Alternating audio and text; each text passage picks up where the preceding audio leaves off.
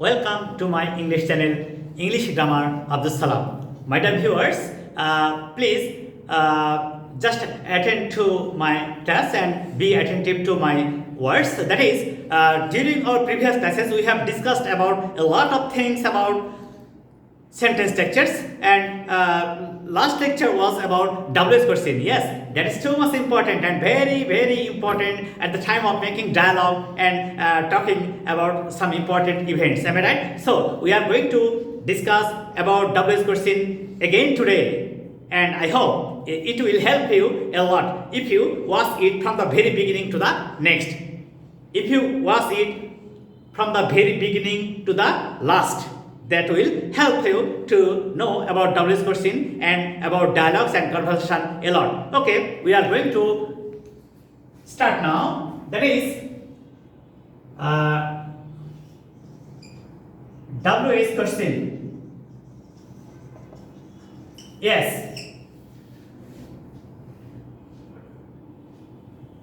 Who, whom, whose, which, what,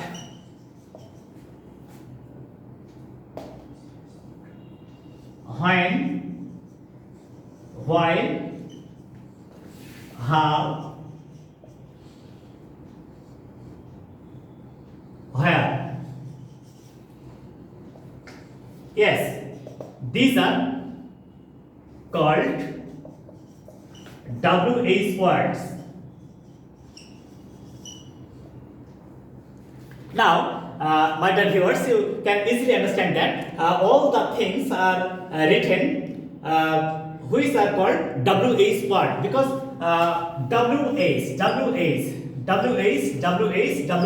Yes, তাহলে আমরা কিন্তু এর আগের ক্লাসে বলেছিলাম যে সমস্ত ওয়ার্ডস এর WOH এই লেটার দুটি থাকে তাদেরকে WH ওয়ার্ড বলে।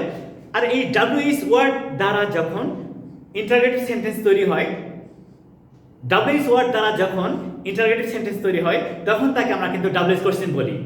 আর এই WH কোশ্চেনটা খুবই ইম্পর্টেন্ট ডায়ালগ লেখার জন্য, নিজের বক্তব্য উপস্থাপন করার জন্য। তুমি শুধু কথা বলবা, কিন্তু তোমাকে কেউ প্রশ্ন করলে উত্তর দিবা এবং তুমি কাউকে প্রশ্ন করবা। এই যে প্রশ্ন করার টেকনিক, ধরনটা, এটাই হলো WH কোশ্চেন। আমরা এখন সেটা নিয়ে কাজ করবো, চমৎকার হবে। সেটা হলো হোজ। এইটা একটা WH কোশ্চেন। এখানে দেখো, she is driving her father's car. Her father's car. আচ্ছা, এই সেন্টেন্সটা যদি আমরা খেয়াল করে দেখি, সে ড্রাইভ করছে কার গাড়ি? এই গাড়ির মালিক কে? সে ড্রাইভিং করছে, কিন্তু সে কার গাড়ি ড্রাইভ করছে? এই গাড়ির মালিকটা কে? এই যে যখন আমরা কোনো ব্যক্তি মালিকানা বা অধিকার সম্পর্ক নিয়ে কথা বলবো, কোনো কিছুর মালিক কেউ, এটা কারো অধীনে আছে, এটা স্বত্বাধিকারী কেউ, এই অধিকার সম্পর্ক বা ব্যক্তি মালিকানা নিয়ে যখন প্রশ্ন করব তখন আমরা কিন্তু হোজ দ্বারা WH কোশ্চেন করব। যেমন এটাকে যখন আমরা WH কোশ্চেন করব তখন কি হবে? Whose car is she driving? Whose car is she driving? আচ্ছা, এখানে সে কার গাড়ি চালাচ্ছে, তার অর্থ এটা বোঝাচ্ছে এই গাড়ির মালিকটা আসলে কে, সে কার গাড়ি চালাচ্ছে। Whose car is she driving? সে কার গাড়ি চালাচ্ছে? উত্তরটা হচ্ছে হার ফাদার্স কার। তার মানে এই গাড়ির মালিকটা হচ্ছে তার বাবা। তাহলে এখানে আমরা শিখলাম যে ব্যক্তি মালিকানা বা অধিকার সম্পর্কে জানতে চাওয়া হলে হোজ দ্বারা WH কোশ্চেন হয়। যেমন কোনো ব্যক্তি সম্পর্কে জানতে চাওয়া হলে হু দ্বারা, যদি ওই ব্যক্তিটা অবজেক্ট আকারে আছে তার সম্পর্কে জানতে হলে হোম দ্বারা, আর যখন ব্যক্তি মালিকানা বা অধিকার সম্পর্ক তখন হবে হোজ দ্বারা। তাহলে একেবারে সহজ যে যখন পজেসিভ মানে ধারণ করা, মালিক হওয়া, এইরকম অর্থ যখন প্রকাশ পাবে তখন আমরা কিন্তু হোজ দ্বারা WH কোশ্চেন করব। এই তাহলে whose book is he carrying? Whose book is he carrying? সে কার বই নিয়ে বেড়াচ্ছে? সে কার বই বয়ে বেড়াচ্ছে? সে কার বই বয়ে বেড়াচ্ছে? Whose book is he carrying? তাহলে এই বইটার মালিক কে? এই বইটার মালিক কে? এই যে অধিকার সম্পর্ক প্রকাশ পেলে তখন হবে ডাবল কোশ্চেনটা দ্বারা হোস। এখানে একটা মজার ব্যাপার খেয়াল করতে হবে। আচ্ছা, আমরা দেখলাম যে এইটা প্রেজেন্ট কন্টিনিউয়াস টেন্স। এটা কি? এটা কিন্তু প্রেজেন্ট কন্টিনিউয়াস টেন্স। তাহলে প্রেজেন্ট কন্টিনিউয়াস টেন্সের স্ট্রাকচারটা কেমন? প্রেজেন্ট কন্টিনিউয়াস টেন্সের স্ট্রাকচার হচ্ছে সাবজেক্ট প্লাস অক্সিলারি ভার্ব, সেটা হচ্ছে এম, ইজ, আর plus verb plus ING plus extension. এইরকম এটা হচ্ছে প্রেজেন্ট কন্টিনিউয়াস সেন্টেন্সের স্ট্রাকচার। তাহলে এই সেন্টেন্সকে যখন আমরা ইন্টারোগেটিভ করব, এই অক্সিলারি ভার্বটা সাবজেক্টের পূর্বে গেলে হয়ে গেল। অক্সিলারি ভার্বটা সাবজেক্টের পূর্বে গেলেই হয়ে গেল। তাহলে আমরা এখানে নিয়ম শিখলাম, যে সমস্ত সেন্টেন্সে অক্সিলারি ভার্ব থাকবে, যে সমস্ত সেন্টেন্সে অক্সিলারি ভার্ব থাকে তাদেরকে ইন্টারোগেটিভে রূপান্তরের সময় অক্সিলারি ভার্বটা সাবজেক্টের পূর্বে গেল, তাহলেই ইন্টারোগেটিভ হয়ে গেল। আর মূল ব্যাপারটা হচ্ছে যে অধিকার সম্পর্ক বা ব্যক্তি মালিকানা অর্থ প্রকাশ পেলেই সেখানে হোজ দ্বারা ডাবলএস কোশ্চেন হবে। আশা করি তোমরা এইটা নিয়ে বুঝতে পেরেছো এবং হোজের আর কোনো সমস্যা থাকবে না। এরপরে দেখো, আমরা এর আগের যে কথাগুলো বলেছিলাম, এর আগে ক্লাস ডাবলএস কোশ্চেন যে কথা বলেছিলাম সেটা হু, হোম, হোজ হয়ে গেল। এরপরে আসছে হুইস। হুইস নিয়ে আমরা এখন কথা বলবো। হুইস একটা নির্দিষ্ট বস্তু বা ইতর প্রাণী সম্পর্কে যদি জানতে চাও, একটা নির্দিষ্ট বস্তু বা ইতর প্রাণী সম্পর্কে যখন তুমি জানতে চাইবে তখন হুইস দ্বারা ডাবলস কোশ্চেন হবে।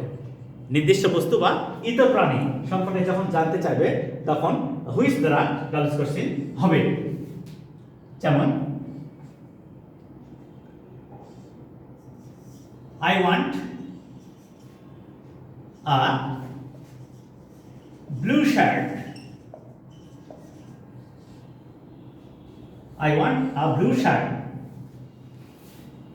I want a blue shirt. A blue shirt. আচ্ছা, তোমরা যখন দোকানে যাও, কোনো ডিপার্টমেন্টাল স্টোর বা শপিং সেন্টারে যাও, কোনো কিছু শার্ট, প্যান্ট বা যে কোনো ড্রেস কেনার জন্য তুমি কি দোকানে যে সব কিনবা?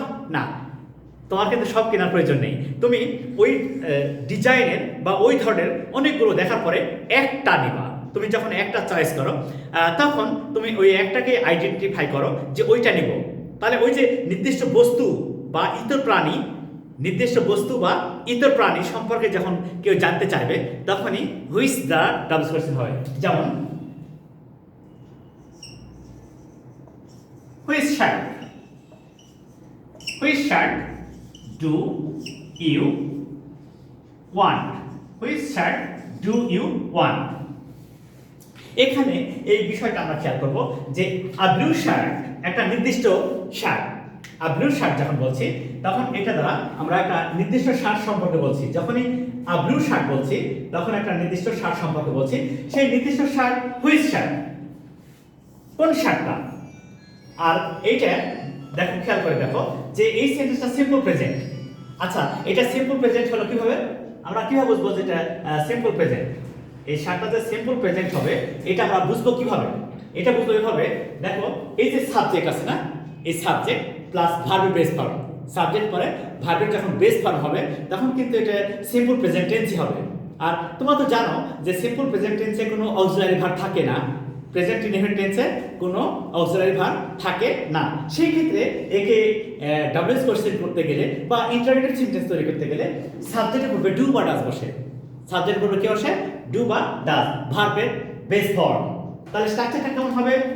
স্ট্রাকচারটা হবে WH word plus do oblique does plus subject plus verb interrogative sign. তাহলে আমরা কিন্তু সহজেই এইভাবে একটা সিম্পল প্রেজেন্ট টেন্সকে ইন্টারোগেটিভ সেন্টেন্স তৈরি করতে পারবো এবং ডাব্লিউএস কোয়েশ্চেন তৈরি করতে পারবো। আসলে এই বিষয়গুলো বহুবার আলোচনা করা হয়েছে এবং এটা একেবারে গ্রামারের সাধারণ একটা ঘটনা, একবারে ভিত্তি প্রাথমিক অবস্থা, যার জন্য তোমরা সহজেই বুঝতে পারছো। সেটা হলো যে সাধারণত কোনো কাজ করে, ঘটে, চলে, হয়, এই করা, হওয়া, চলা, ঘটা বোঝালে সিম্পল প্রেজেন্ট টেন্স হয়। আর সিম্পল প্রেজেন্ট টেন্স কি? প্রথমে সাবজেক্ট প্লাস ভার্বের base form plus extension, subject plus ভার্বের বেস ফর্ম প্লাস এক্সটেনশন। আর যেহেতু সিম্পল প্রেজেন্ট বা প্রেজেন্ট ইনডেফিনিট টেন্সে অক্সিলারি ভার্ব থাকে না, তাই একে ইন্টারোগেটিভ করার সময় সাবজেক্টের পূর্বে ডু বা ডাজ বসে। ইউজ সেকেন্ড পারসন, তাই do. Subject second person, first person plural number হলে ডু, আর subject third person singular number present tense হলে does. It is completely regular, it will not be changed actually. Am I right? তাহলে আমরা এখানে দেখলাম যে নির্দিষ্ট বস্তু বা ইতর প্রাণী, নির্দিষ্ট বস্তু বা ইতর প্রাণী সম্পর্কে যখন জানতে চাইব তখন হুইচ দ্বারা ডাবল কোশ্চেন হবে। আর হোয়াট তাহলে কি? হোয়াট তাহলে কি? তাহলে হোয়াট এর ব্যাপারটা হচ্ছে what happened last night. What happened last night, গত রাতে কি ঘটেছিল। তাহলে এই যে অনির্দিষ্ট বস্তু বা কোনো ঘটনা, অনির্দিষ্ট বস্তু বা কোনো ঘটনা সম্পর্কে জানতে চাওয়া হলে হোয়াট হবে। তাহলে হুইচ এবং হোয়াটের মধ্যে পার্থক্যটা কি হলো? নির্দিষ্ট বস্তু ইতর প্রাণী, তার ক্ষেত্রে হবে হুইচ। আর অনির্দিষ্ট বস্তু বা কোনো ঘটনা, তার ক্ষেত্রে হবে what. Any event that is not selected, then you can use what. But if it is a selected thing or person or lower animals, then you will use which. Okay, in this way we can use it. আমরা যদি আরো উদাহরণ দিই তাহলে ব্যাপারটা নিয়ে আরো সহজে বুঝতে পারবো। যদি আরো উদাহরণ দিই তাহলে আমরা বুঝতে পারবো। যেমন দেখো, she likes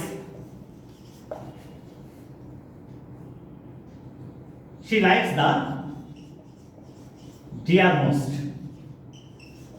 She likes the dearmost. Which animal does she like most? Which animal, কোন নির্দিষ্ট প্রাণী, কোন নির্দিষ্ট প্রাণীটি? তবে দ্য ডিয়ার। আমাদের তো অনেক অ্যানিম্যালস থাকে, তাই না? বিভিন্ন প্রকার অ্যানিম্যালস থাকে, কিন্তু আসলে সব অ্যানিম্যালসকে কি সবাই পছন্দ করে? নো। তাহলে সেক্ষেত্রে ওই যে নির্দিষ্ট বস্তু বা ইতর প্রাণী, তাহলে সেক্ষেত্রে কি হবে? নির্দিষ্ট বস্তু অথবা ইতর প্রাণী, নির্দিষ্ট বস্তু বা ইতর প্রাণী সম্পর্কে যখন আমরা জানতে চাইবো তখনই সেটা হবে হুইচ। আর এর আগের ঘটনা দেখলাম যে সাবজেক্টের ক্ষেত্রে, সেন্টেন্সের ক্ষেত্রে আমরা ডু ব্যবহার করেছি, প্রেজেন্ট টেন্সে আমরা ডু ব্যবহার করলাম, কিন্তু এই ক্ষেত্রে আমরা দেখবো যেটা সেটা হচ্ছে যে ডাজ হলো কেন? কারণ এই যে she third person, I we first person, you second person, they plural number, but she he it বা যে কোনো ব্যক্তির সিঙ্গুলার নাম হলে সেটা থার্ড পারসন। আর যেহেতু থার্ড পারসন তাই ভার্বের সাথে এস ইএস যুক্ত হয়, যেহেতু থার্ড পারসন তাই ভার্বের সাথে এস বা ইএস যুক্ত হয়। আর যখনই ভার্বের সাথে এস এ যুক্ত হয় তাকে ইন্টারোগেটিভে রূপান্তরের সময় সাবজেক্টের পূর্বে ডাজ বসে, ভার্বের বেস ফর্ম। একটা মজার কথা এর আগেও বলেছি, আজকে আবার বলছি, ডু ডাজ ডিড এবং যে কোনো মোডালস যেমন can could may might shall should will would, এদের পরে সবসময় ভার্বের বেস ফর্ম হয়। যেহেতু এখানে আমরা ডাজ ব্যবহার করলাম তাই ভার্বের বেস ফর্ম হবে। এখানে যেহেতু আমরা ডাজ ব্যবহার করলাম তাই এখানে ভার্বের বেস ফর্ম হবে। তাহলে আমরা এখানে শিখলাম কি? আসলে শিখলাম নির্দিষ্ট বস্তু নির্দিষ্ট বস্তু, ইতর প্রাণী, এদের ক্ষেত্রে হুইচ দ্বারা ডাবলস কোশ্চেন হবে। আর প্রেজেন্ট টেন্স তাই সাবজেক্টের পূর্বে ডাজ, ভার্বের বেস ফর্ম। এই হলো আমাদের কথা। তাহলে হুইচ নিয়ে আশা করি তোমাদের আর কোনো সমস্যা থাকবে না। হুইচ দ্বারা তোমরা এখন নিজেরাই সেন্টেন্স তৈরি করতে পারবে। এবারে দেখো, most of the people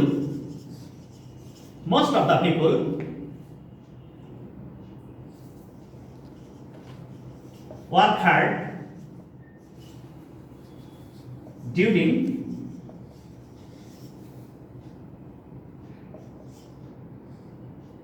youth.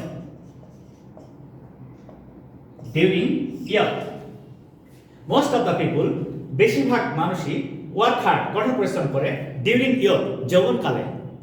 আচ্ছা, বেশিরভাগ মানুষ যৌবনকালে কঠোর পরিশ্রম করে, এটা কিন্তু সত্যি।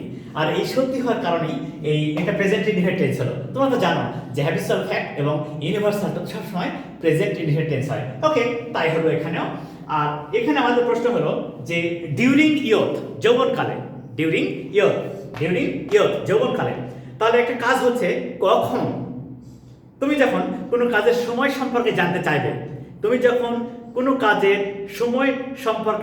চাইবে, তখন কিন্তু হোয়েন দ্বারা ডাবলস কোশ্চেন হয়। যে কোনো কাজ তো ঘটবে, নিশ্চয়ই কখনো না কখনো ঘটে।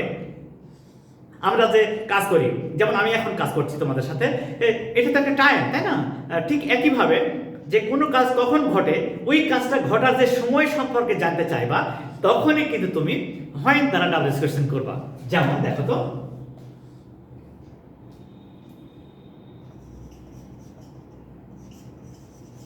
when do most of the people work hard